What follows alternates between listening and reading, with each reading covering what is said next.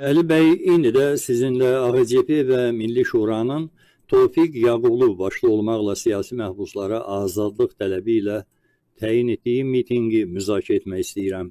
Bu qərarınızı lütfən ictimaiyyətə təqdim edin. Qənimət bəy, biraz əvvəl izah elədim ki, bütün mexanizmlər artıq tükənib.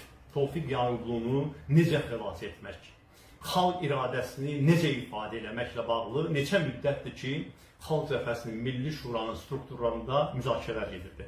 Nəhayət bu müzakirələr miting təyin etmək qərarı ilə başa çatdı və mən bugün deyə bilərəm ki, deməli 27 aprel növbəti bazar gününə Xalq Cəbhəsi və Milli Şuranın rəhbər heyətinin müraciəti ilə artıq Bakı Şəhər İcra Hakimiyyətinə müraciət edilib. Bilirsiniz, mövcud qanuna görə razılıq almaq üçün 5 iş günü olmalıdır. Ona görə də gələn həftənin bütün iş günləri onların müzakirəsinə nəzərdə tutulur. Ona görə belə nisbətən uzaq bir müddət təyin olunur. 27 aprelə Bakı şəhərində, belə deyək də, hər hansı bir mübahisəyə də yer verməməkdən ötürü biz bu dəfə şəhərin mərkəzində hansısa bir yerlər tələb eləmirik. Elə 6 il bundan qabaq Mehman Hüseynova azadlıq tələbi ilə sonuncu mitingi keçirdiyimiz Məhsul stadionuna mitingi təyin etmişik. Deməli 27 aprel saat 3-ə Məhsul stadionuna miting təyin olunub. İndi orada kimsə düşünə bilər ki, deməli Məhsul stadionunda görürsünüz orada nələrsə qazıblar, neyinlər, o yarım saata düzələn bir işdir.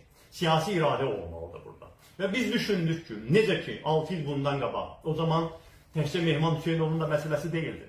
Artıq siyasi məhbuslara ikinci dövrə, yadınızda varsa, deməli cinayət işləri başlanmışdı və biz o zaman Azərbaycan xalqının iradəsini ifadə edərək mitinqlə bağlı qərar verdik. O zaman hələ hökumət mitinqlərə qadağa da qoymamışdı və biz deməli həmin mitinqi keçirdik. Çox kütləvi mitinq oldu. Mehman bəy də azadlığına qovuşdu. 53 nəfər başqa siyasi məhbus da azadlığına qovuşdu. 4 milyard manata qədər Azərbaycan hakimiyyəti sosial problemlərin həllinə pul xərcləməli oldu.